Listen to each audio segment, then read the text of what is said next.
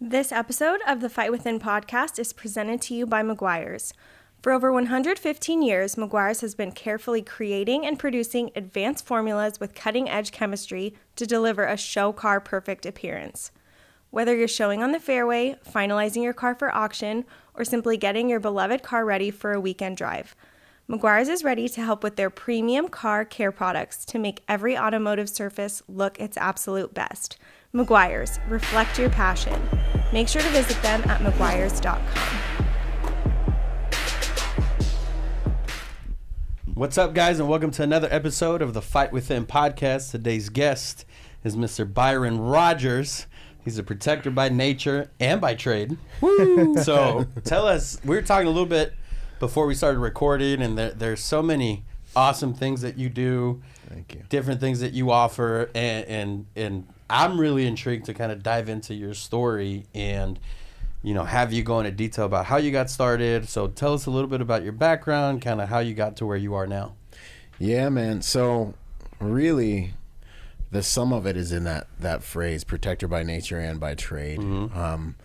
Ever since I was a young man, I used to ask, my Heavenly Father, like, well, Father, I know I'm a warrior, by the way that my dad raised me and just kind of who I am, right? And I just like, what can I do? Like, is it good? Is it bad? How can I serve from this place, right? I mean, recently, I've really understood that being a warrior is like the ultimate act of service. I think I said this actually today on my stories on IG. I was like, we become stronger and we become more powerful so we can make higher quality contributions. And as a warrior, like, I can serve in a way that others cannot because I've sharpened tools. I've become more formidable, and I need to be the guy who's out in front of the innocent, standing between them and the darkness, because I'm designed to be able to deal, and I cultivate that. One of my brands, I talk about how protection is more than just a job; it's a lifestyle, right? Mm-hmm. So really, who I am, what I'm up to, I'm a protector with the mission to multiply protectors in the world.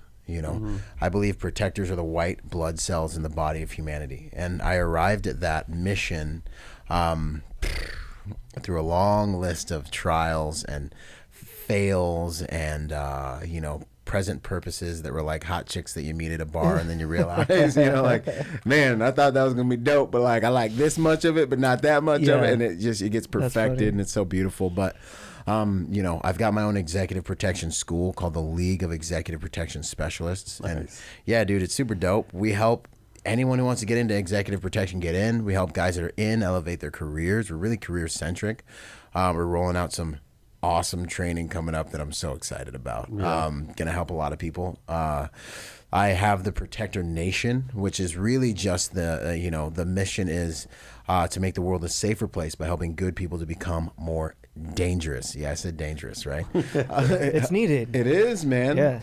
So it's like, it's not just okay to just be good. We must be formidable. Protection is the one skill that helps us keep and safeguard everything we know and love in this world. If you don't understand it, you're just a good victim, really, right? We hear Jordan Peterson talk about it all the time, right? So, I have my school, and that's for the executive protection industry. I have the Protector Nation. That's for everyone else. We have Protector Symposiums, anywhere from 100 to 475 people at these live events online and in person. We're on our 5th iteration. Protector Symposium 5.0 is coming up this year in October. So stoked. I've got 2 podcasts, the Protector Nation podcast, where we just explore protectors, no matter what their background, Navy SEALs, thought leaders, all that. And then the Executive Protection Lifestyle brand, got a podcast around that. That's all for the private security industry. So your boy's been busy, man. Your boy's been busy. And there's so much more stuff coming down the line. I got the Protector Games coming up, where we can all go out and like compete and learn and become better protectors. This is something everyone needs. You got insurance?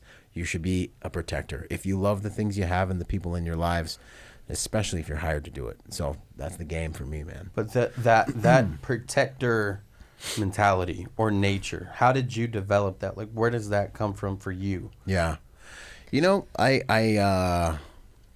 I believe that everyone's capable of everything. Mm-hmm. I want to believe that, but I gotta say, for me, man, a lot of it was what I feel like I was born with it. And I talk about this a lot, the protector DNA. Yeah. Some of us, it's just no matter what we would be doing, like if you're a barista at Starbucks or you're a banker or, you know, you're a cop or a military dude or professional protector like me, like you would be protecting. Like someone could, you know, maybe walk in a place and like disrespect you, but like if you see something unjust happening across the way or one of your friends, like you can't not do something. And so when I was just in the beginning of my life, I was always the dude sticking up for the kid getting picked on. I was always the guy who was like, nah, this isn't gonna happen here. Now with me in the room, like you can just go ahead and like, you know, beat your wife somewhere else, you know, like I was that kind of guy. And then, you know, God, thank God, really directed me to find really positive outlets for that I could then serve. So like then I got into the military, got into the Marine Corps Infantry 3-1, Lima Company, Weapons Platoon, gentlemen, rah, right? You know, got into that, kicked off 2 deployments to Iraq. And when I got back, caught like 5 IEDs, had an out-of-body experience, talked to God, had all that fun stuff happen, got the T-shirt. And since then, like every, right, like, you know, I got some tattoos about it, right? Yeah. But like everything after that, that was like my Phoenix moment. And everything after that was like, because I was so sad that like I was dying at 19 in some foreign country and I never really lived and went hard in the paint, you know? So after that, after the Marine Corps, I started going hard, man. And then I got into executive protection by the grace of God. And right time, right place, right relationships. That's another story that we can get into. And really got pulled onto the biggest international detail in the United States, traveled more than the president of the United States that year, hit over 60 countries. I mean, zoom out, you know, 7 years later, I did that pace for 7 years. Then I wanted to live a normal life, started chasing the pager in Cali, got on, like did domestic security contracting with like 6 companies out here, worked every client demographic the industry has to offer, went down to Florida, wanted to be close to my dad, start my own company, started as a bouncer. Dad thing didn't work out. Love my dad, but it didn't work out.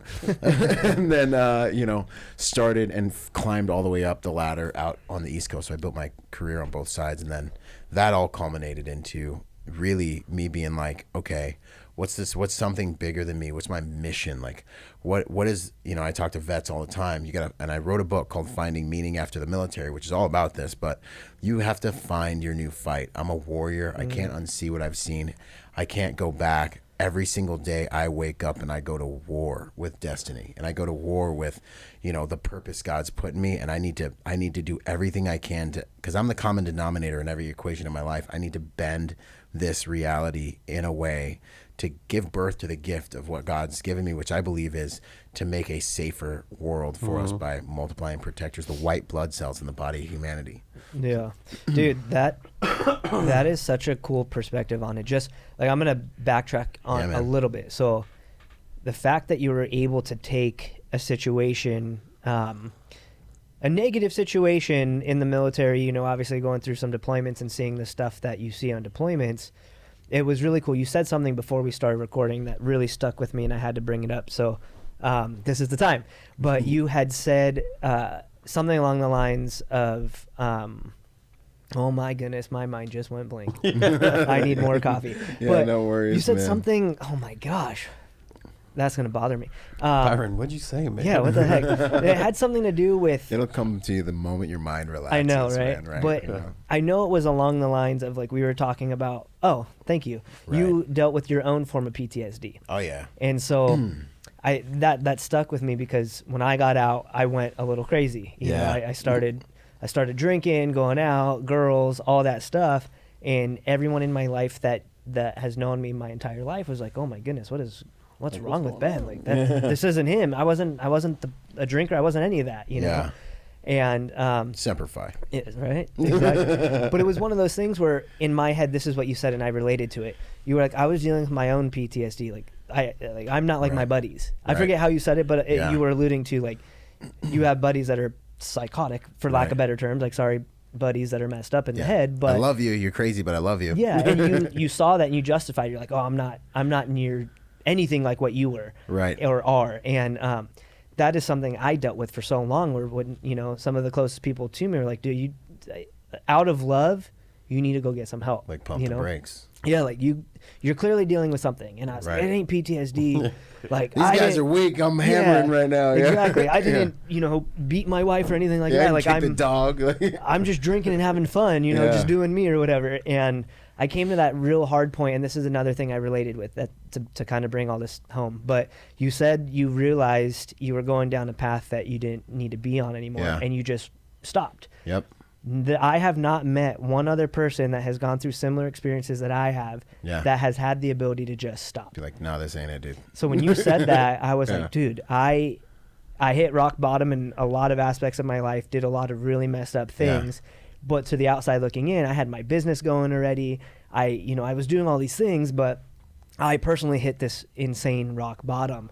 And I sat there and I vividly remember it. I was looking at an empty chair because there was supposed to be someone next to me, and they weren't there. Yeah. And I was like, you're an idiot. Like, what are you doing? Like, I was disgusted with who I had become. Yeah. So I made the decision to stop. I quit drinking. I quit going to bars. I quit putting myself in those situations that got me in trouble. Yeah. So when you said that, I was like, dang, it's the first person in 12 years that I've met that said that. And so it stuck with me. So I wanted to mention all that because people that don't understand it. Yeah. I had a conversation on Sunday with the guy that used to be former SWAT and had to stop because he didn't like who he was becoming. Wow. He didn't like the evil that was consuming him. Yeah. And it's ironic that here we are with you now, and I'm like these couple situations where I'm like, dude, that's crazy. So the fact that you took negative situations and have turned it into something that can, help shed light and be a protector is something that I find so cool, and it's more relevant in today's world than anything. You freaking turn the news on, old Asian lady being beat up, old dude getting carjacked, like all these things, and you're like, what's bro, going on? we need protectors. Yeah. We need, I'm gonna say it, I don't care. We need men to be men. Yes. And freaking stand up and be able to stop this crap. Like everyone puts violence and danger and weapons and training like on this like really bad pedestal, but in reality, it's not. It's like basic human needs centric to the human experience stuff. Yeah. Serious. Dude, no, I love what you said, man. And really just to kind of like sprinkle some blue cheese on it right quick, you know what I'm saying? I really do see that as somewhat of a gift. I've seen some people struggle with like addictions and things like that. I thank God for his grace when it comes to that. But there are a lot of people out there, you got to realize you can just stop, like course correcting and understanding. And then obviously, like I have a master's in psychology, so I do understand what these types of things can do to people. I got into drugs. I went hard in the paint. And what I was struggling with was I was kind of addicted to my own dopamine. So I was like, I lived at this extreme place where like someone's trying to kill you all the time in Iraq. You're trying to hunt them. They're trying to hunt you. We lived out in the city. We took over houses, house after house after house, take over a school, go firm. You know what I'm talking about.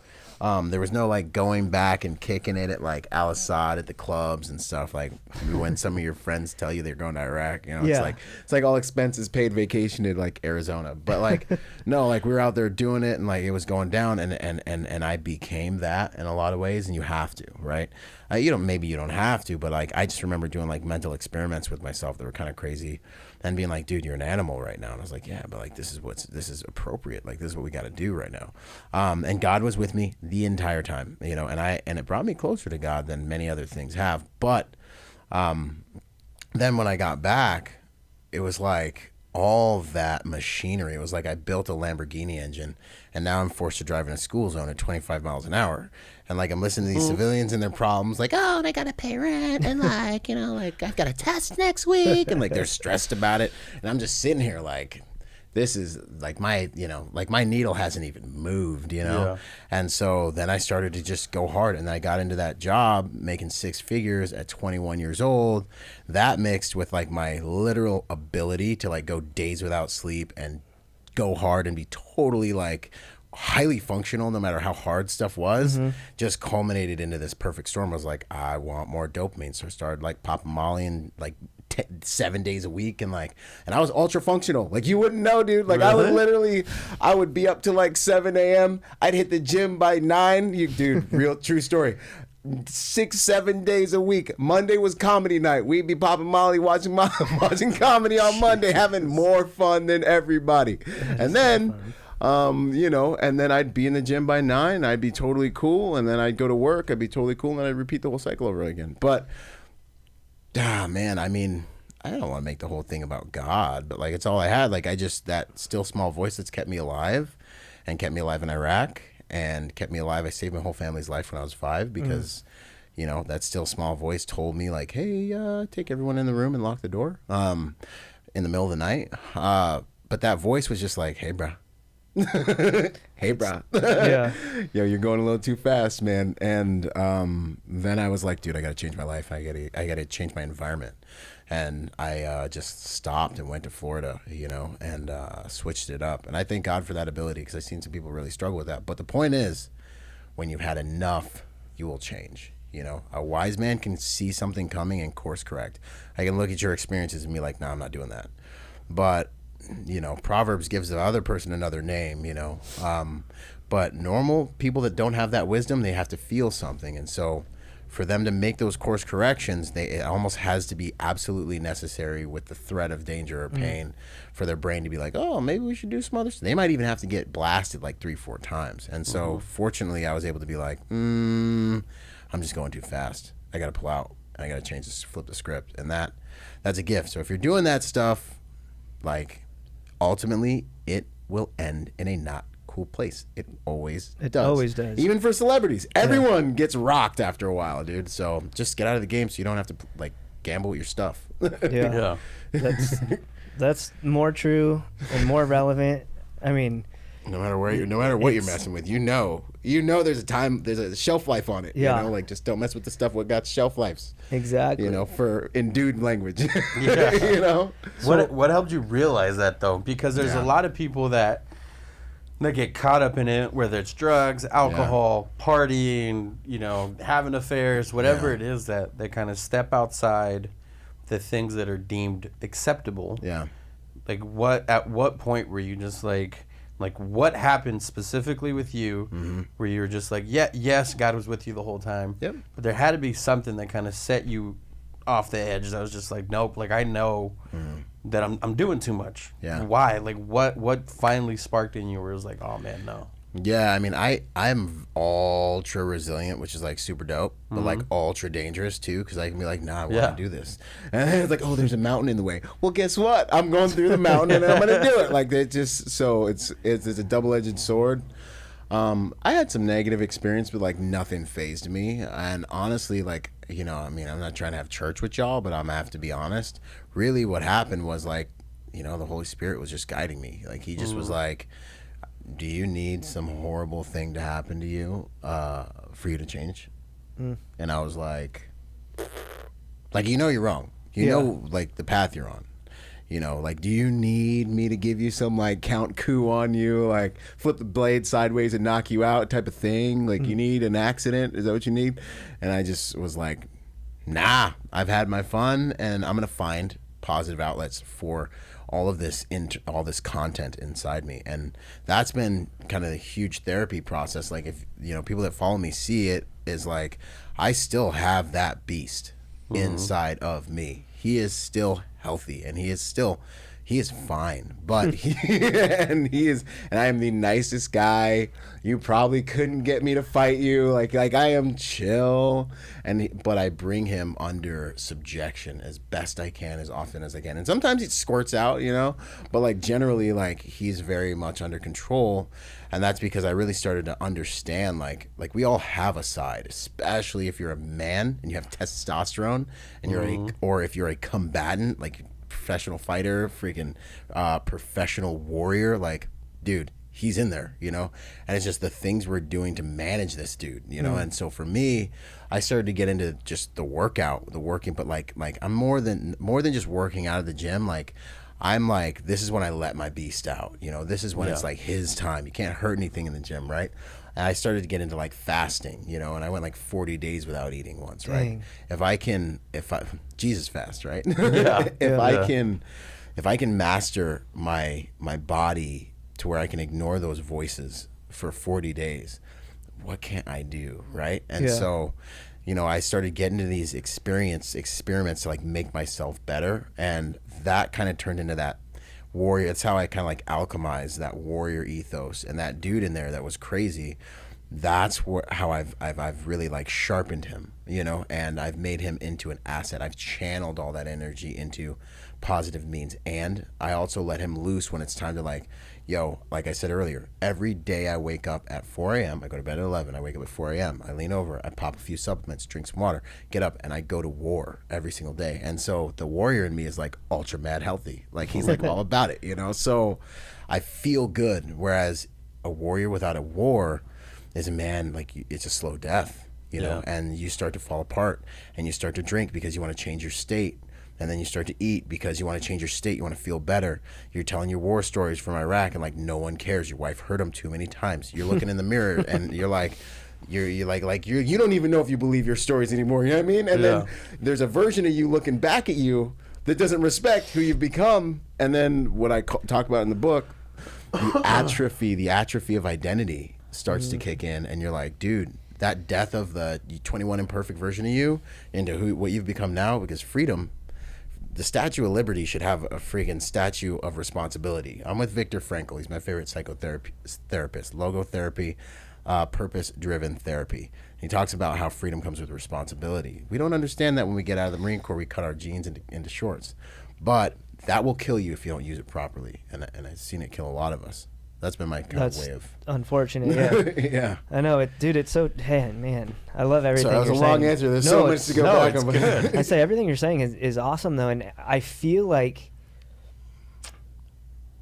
the last 2 years in particular, we were saying it before we recorded, the post-COVID and pre-COVID, right? Yeah. Like this just freaking time warp we've been in the last 2 years as a world. Right. It has brought so much more attention to just the stupidity of man, the violence that's in everyone, like you just kind of said, the ability to cause turmoil with things that don't even need to be there, the fact that you can totally like drastically alter what you believe just because you heard it on the news or the CDC says so or whatever the case may be.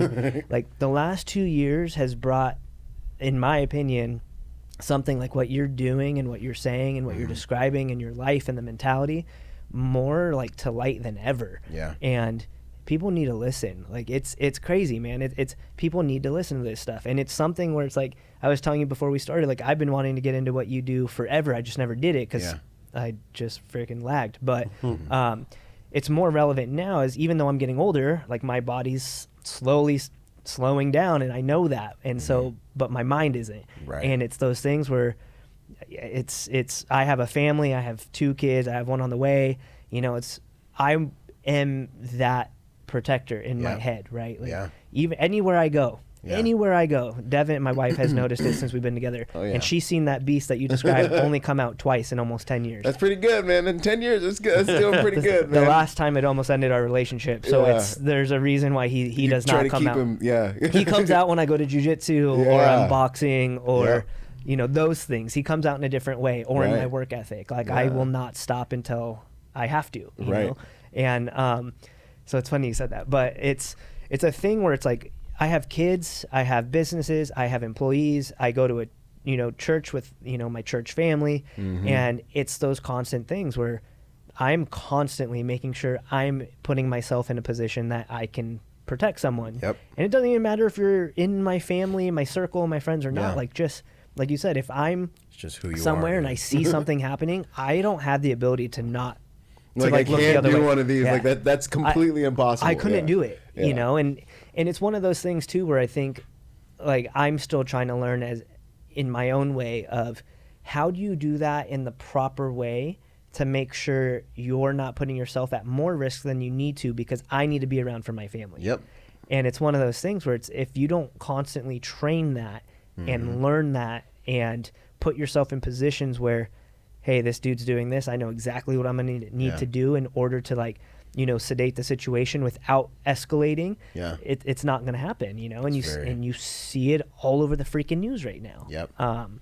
But all of this stuff you're saying is like, I think people instantly because you're a Christian man, instantly probably already have some type of like stereotype, right? Oh, yeah. Oh, he's all about guns, violence, Macho, which Marine means he's Corps, an evil like, person. yeah. But it's like, no, that's righteous. not true at all. You know, but it's just mind blowing to me that people don't understand like the difference between unnecessary violence. Well, sometimes violence is necessary. Well, that's the thing. There's a time, King Solomon, go read Ecclesiastes, you know. If you're holy enough to believe the Bible, you're going to see that there's quite a place, actually, in terms of what God's getting done on the planet, even for the warrior. Like, one of Jesus's roles, like, he's a king. Like, he led David into battle.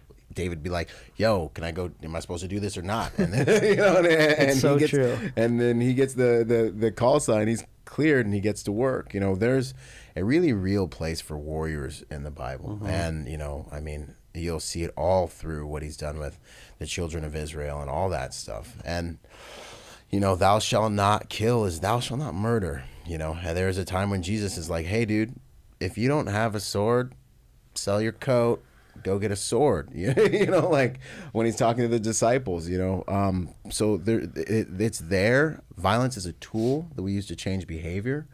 And the reality is it's much more sophisticated now than it's ever been. In that before I do anything, I've already written the report. So, you know, I'll roll into a room and I'm doing my General Mattis, you know, be courteous, be kind, but have a plan, you know. For sure. And then I'm already writing the report as something's happening. I see a situation. I'm going through all the rules of engagement relative to where I am and relative to what I can bring to bear. And I'm looking at how much force I want to actually use so that I can make sure that I protect my mission, which part of that is being there for my family and my employees and stuff. But it's very difficult now to do that effectively without losing the fight after the fight if you survive the initial fight. And that's becoming more and more of a consideration. And that's why I think getting good training to good people is so important, because I get sent videos every day because I do tactical protection reviews, and I run through these violent altercations, what could have been done, maybe what could have been done differently to educate people. And it kills me when I see one where the protector, someone tried to protect the right thing and they lost. And that happens. And that's a realistic consideration.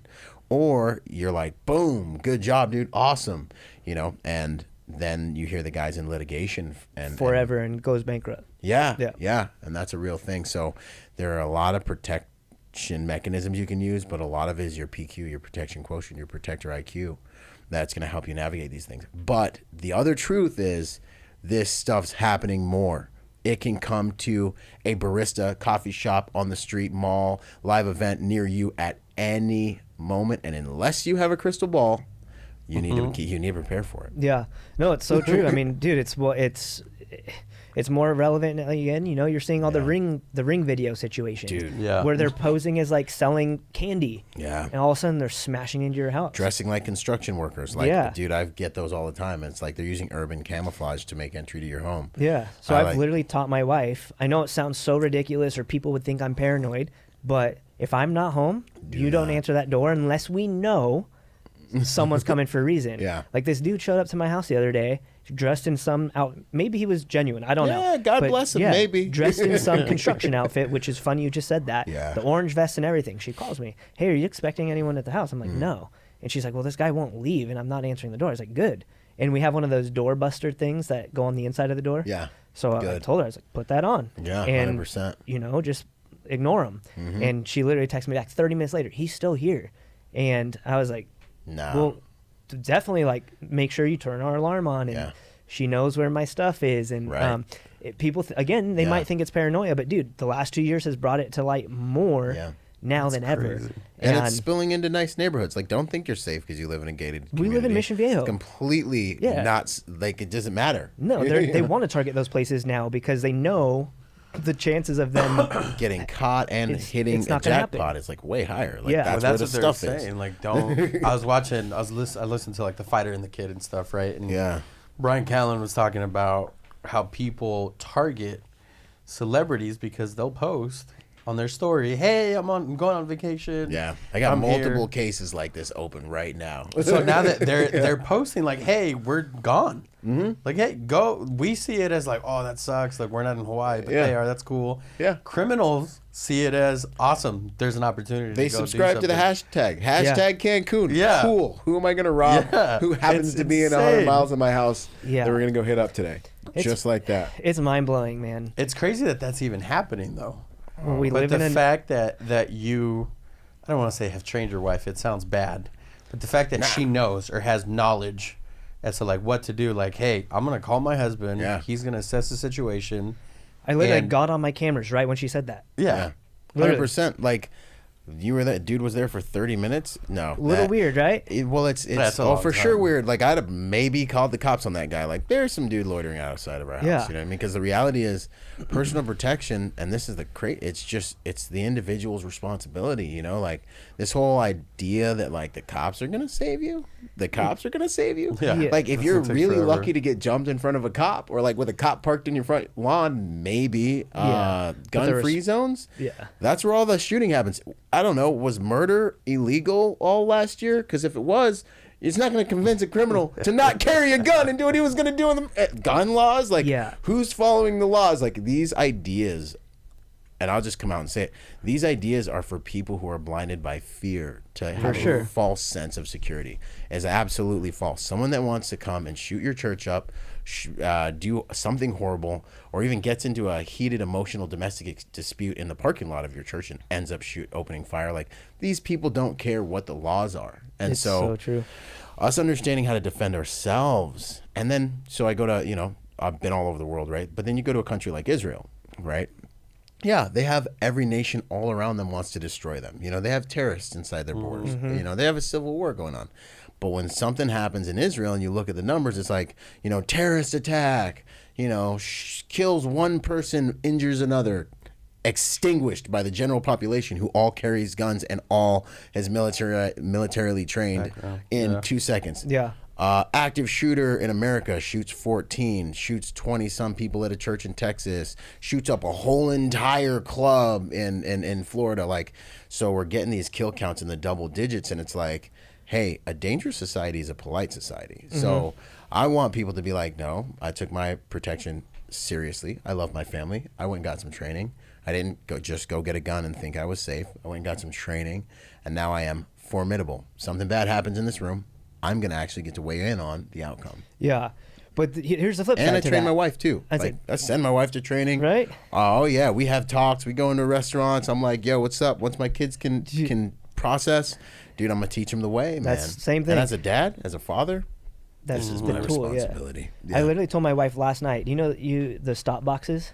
The little for plastic the doors? No, stop, like for the guns. Like, Okay, they're yeah. called like stop box. I literally told her last night, I was sitting on the couch, and I was like, can I put a stop box right there? Like just in plain view, because I mean your kids can't open it. Right. And not in plain view, but it's like on a little cabinet, and you know, because it's aesthetically not cool. Yeah. But I was telling her, I was like, think about this. It's so funny we're having this Yeah. conversation today. But I was like, what if someone went through that door right now? Yeah, Am where I are going you to say, gonna be? hey, stop, hang on, Yeah. let me run Relax. upstairs, wait. And then cock this thing and Yeah. get upstairs, get into the back of my closet. Exactly. Like, I mean, in my bedroom, they're all accessible. They're all ready to rock. Yeah. But I would have to get to my bedroom. Well, Right. and my backpack. Well, That's also at the the reality kitchen table, is so. too, like, she'd have to get to your bedroom because us men are out hunting. Like, we're Yeah. out during the day doing things. And so, like, when I look at setting up your home safe, which is another course I teach on my stuff, is like, where are your common areas? Where's your wife going to be while you're at work? You know, when Yep. they come, they usually come during the day. When they come during the day, they want your stuff.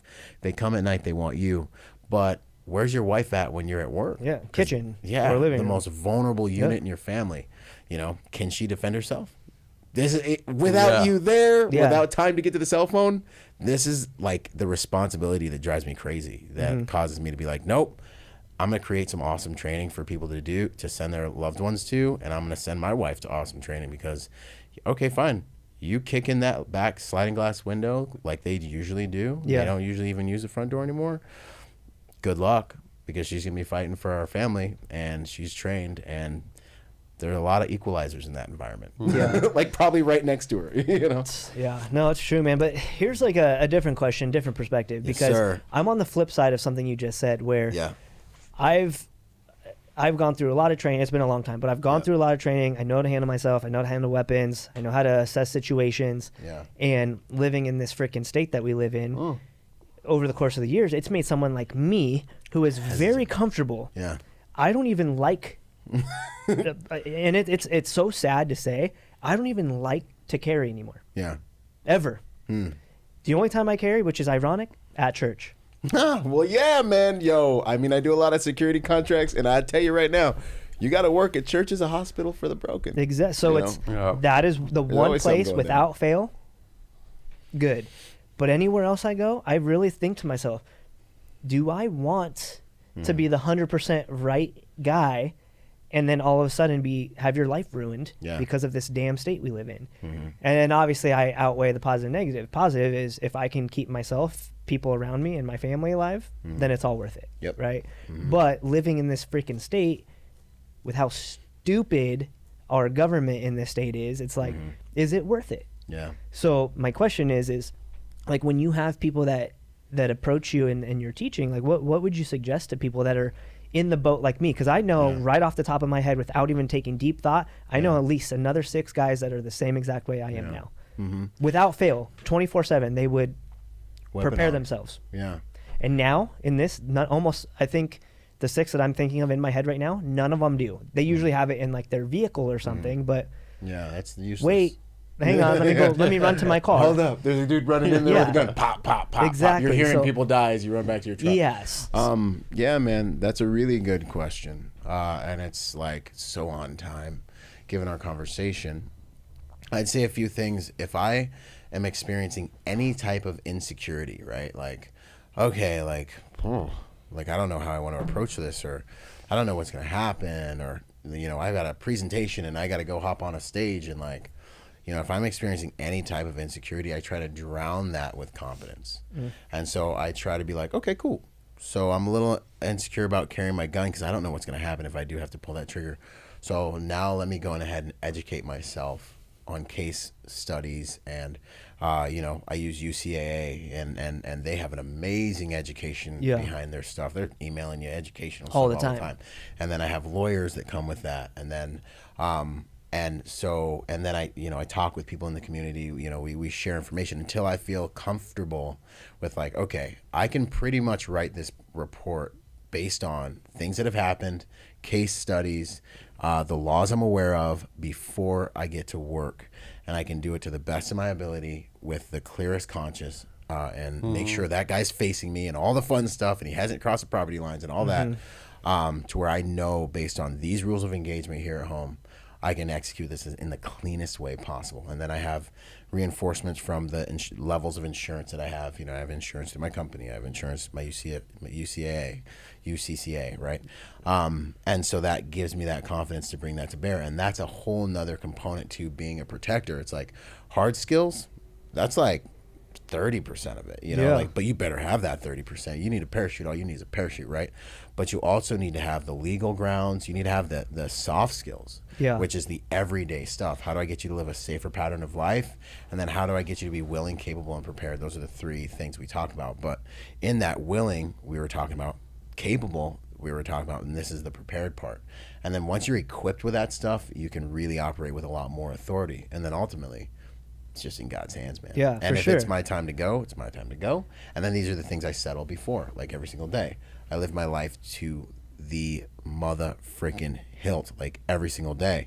So if I have to die, I'm ready to die. I try to walk around ready to die every single day. I've made thousands of videos. I've contributed at the highest and strongest velocity I can up until this point. And I know what it's like to instantly, boom, you're dead, right? Yeah. And so I'm ready to make that sacrifice. And so all that preparation goes into that. And even like the way you live every single moment actually goes into the death thing. But that's my answer, man. Like, I will drown that with competence and understanding, so I can act with and be congruent with, like, character, righteousness, and right standing is to the best of my knowledge. And I can defend it before I do it. Which is huge, because I think I had my CCW I want to say like 3 years before I even got the you say Yeah, no, like, me too, dude. I didn't even cross my mind. Right? A couple people told me about it, and I was like, yeah, Exactly, yeah, right? It wasn't until my dad was like, Dude. "Are you stupid? Yeah, like, dude. Get it." Yeah. And I was like, "Oh."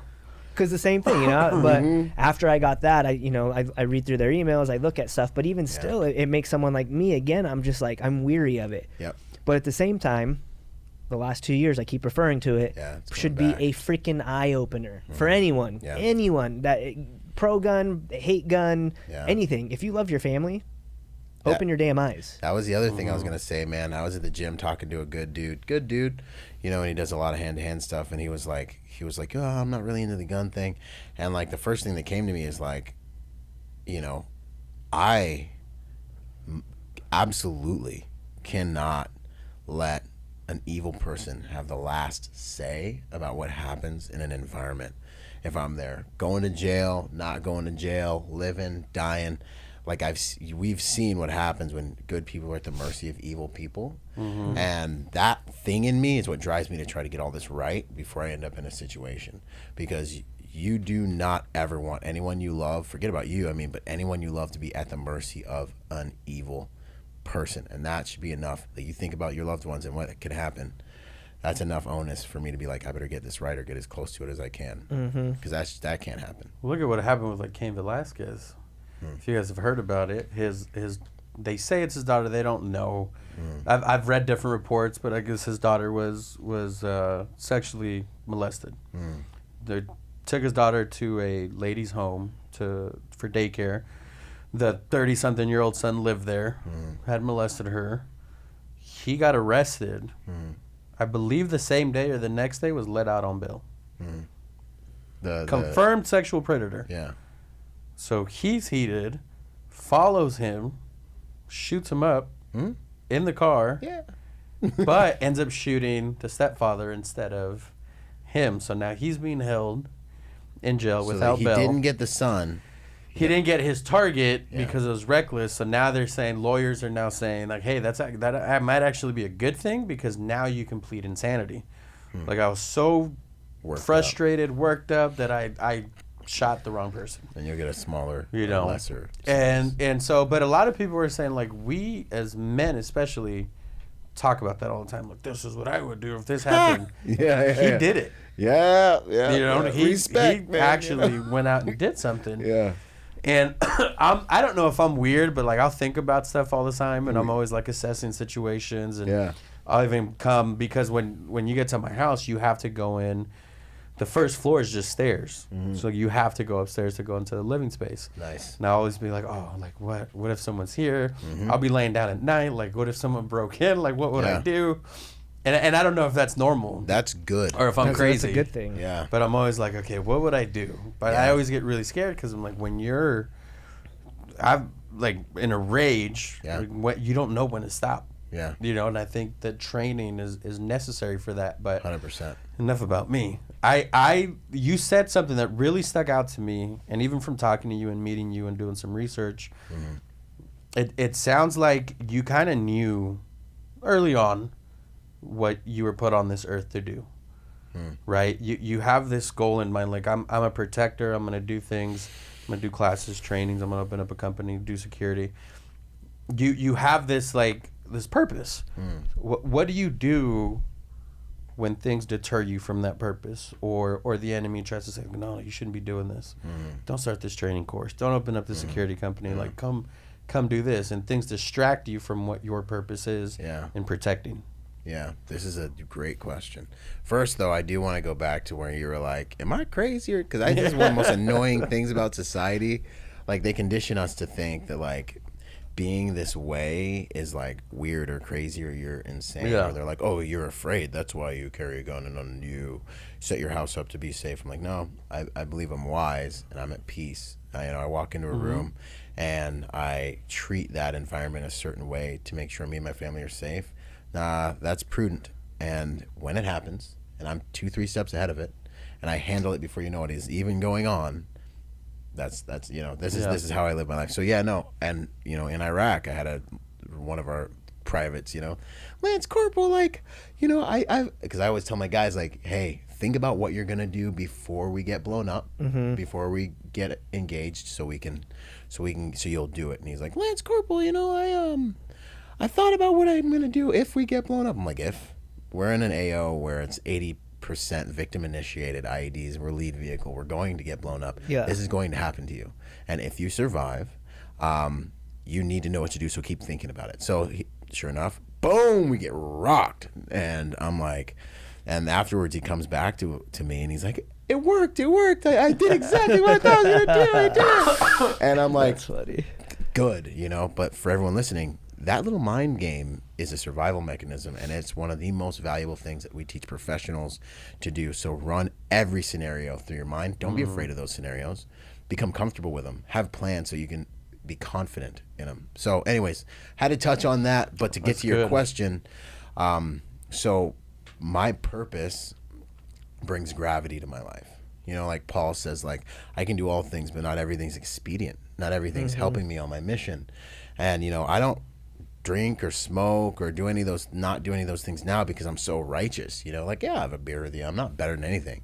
You know, I have a drink with you, whatever. But I am on my mission, and that adds gravity to my life. And I can't wake up the next morning and be cloudy and not be able to execute at the highest volume possible because I'm failing myself, my loved ones, my employees, the people that don't even they know they need what I'm giving the world, and I'm failing my God. It isn't like, you know, I sinned last night. No, it's like, dude, you're here. Like, Christ had to go to the cross. I have to get this mission done. I need to get the Protector Nation healthy. I need to help good people protect themselves. So that adds boundaries and gravity, which sounds cool, but it's also it can be a heavy cross to bear. Oh, yeah. Because, you know, you look at my phone right now, bro. I'll tell you right now, this is so real, right? I got 80 text messages right now that I have of people who all think I'm an a-hole. Right now, they're sitting there thinking like, you didn't respond to my text message, you know, because I have to be about my Father's business. So then relationships get impacted. Now I allot a deliberate amount of time per day and evening for my family to make sure I'm maintaining those relationships. And, you know, usually per week I'll spend like one day where Saturdays I'll go shoot a shooting competition, kick it with my boys, watch some UFC at my buddy's house. He has a Traeger, so we go to his spot. You know what I'm saying? But, you know, really, you know, to really answer your question in the most kind of dynamic way that I think is really important, you know, the enemy, or really me, weaker versions of myself that don't want to die, so they're trying to protect themselves by discouraging me from becoming better and more and leaving them and sacrificing them on the altar of progress. Those weaker versions that want to stay comfortable and keep me in bed a little bit longer, like trying to convince me not to take action, you know, that's really my enemy, you know. But with that having been said, there's like a loneliness to it. But there's also like a gratification to being on this path when you start to realize who you can become and getting better. And like, there's a walk by faith to it that I really wanted to touch on, which is where I can't sit here and tell you I knew the outcomes of everything that I was going to do. Like when I was in my car making videos by myself 10 years ago and nobody cared, you know, and I'm sitting there for years, nobody cares. But I just knew like I need to do this by the grace of God. Like I genuinely believe that inside everyone, there's a seed. There's like a thing God sent you here with, you know, it's a little flicker of light. It's like a little thing. And if you can like fan those flames, if you can take that seed, you cut a seed open, it's like nothing. It's like, oh, it's inside of a seed, big deal. That apple seed, and everything in our reality works as seeds actually. That seed can become an apple vineyard. You know what I mean? You pray for something, God gives you a seed. He doesn't give you the end product, and it's up to us to be good stewards to get that done. And that's the way I believe it. So like I'll have these big dreams inside me that'll literally eat me alive. Like if I wasn't taking action, I might kill myself. They're literally in there, and I have to take faithful action. And if I'm faithful to walk through one door and take a step, then and only then does the next step appear. And if I take that next step and it's like, okay, I think this is the next move, and I just bust through that, whether I lose or win, sometimes I win, sometimes I learn, but I get a little smarter, a little stronger. And then the next step appears, and every dead end has served me. and every victory has served me, as long as I didn't let it get to my head. Has served. I'm more afraid when I win than I am actually when I lose. And every victory has served me. Every dead end has served me. Every loss has served me. It's all love. If we can understand how to learn from it and continue taking that next faithful action. Okay, so now I'm this smart. Just learned that. What's my next move? And this world is so beautiful that if you go as far as you can see, when you open your eyes, you're going to see the next mountaintop. You're going to see farther. And then it's on you. What are you going to do with it? You're right back at square one. It's so cool. I think it's cool because it brings everything out of you, you know? That's pretty good. You have a really good way at communicating, by the way. Thank you, man. Thank you. It's like you're like a storyteller. Yeah. Like listening to you respond to these questions is like, it's like I'm listening to a story being told. That's cool, man. That's a cool gift. That not everyone has that. So I wanted to share that. But, thank you. Dude, thank you so much for sharing everything with us. Again, I think for me, like selfishly, this was probably one of my favorite episodes so far, just because it's everything I've said I've been wanting to do for so long. But I resonate with so many things that you said, whether I've done them or haven't done them. And I just think like what you're doing right now, I said it already, but I want to keep saying it. Like right now, with the last couple of years, if anyone is listening to this, like open your eyes. It's in front of you right this second. Yeah. Think about or right at COVID, you couldn't go to a freaking grocery store without possibly being threatened by somebody else trying to get to the frozen food section at Whole Foods. And it's like jack your toilet paper. Exactly. like really think about, like, I know we like laugh and we joke about it, but really think about everything that is going on. Really assess how and what, or if and when something happens to you and your loved ones, like what would you do? Yeah. I know so many people that would have zero clue. Yeah. Oh, I'm going to call Ben. Well, what's Ben going to do if I'm 30 minutes away? Yeah.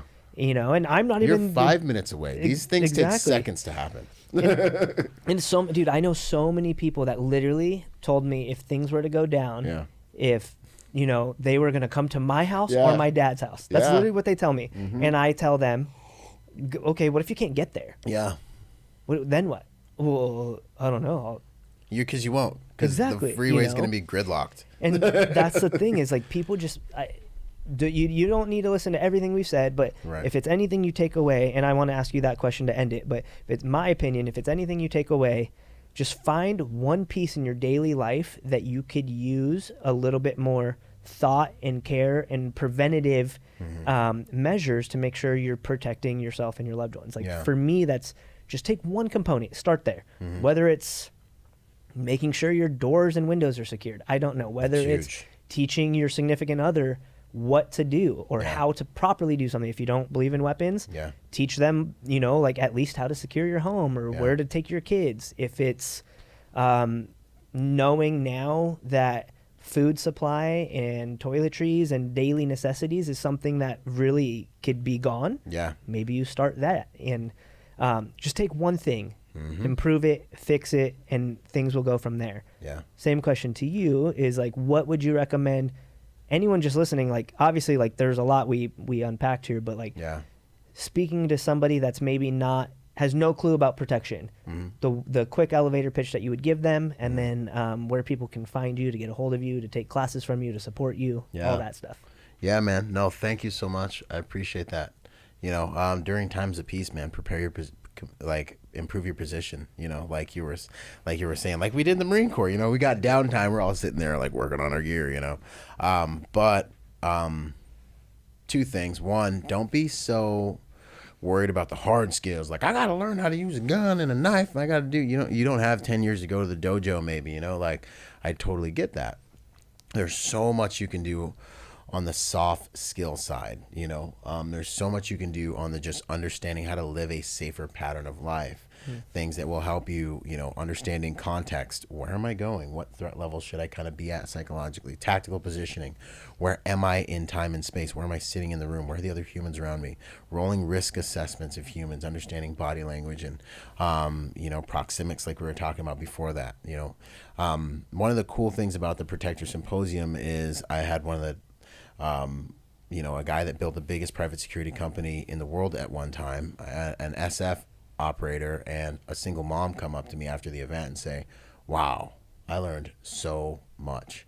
And like, that's my whole entire game. Because this thing of protection, it's not some like pie in the sky thing you're not capable of. Something that we all have the responsibility to be able to do, and something we're all very capable of. 100-pound mom, and SF dude who's like a specimen, right? So what I've done is I've created an online library called the Protector Nation. Well, if you go to protectornation.com, you can watch every presentation from every one of our elite instructors, guys, Navy SEALs, Delta Force, dudes that train the FBI on behavioral profiling and things like that. And you can up your protection quotient. You got a whole course in there about me talking about this, how you safeguard your home.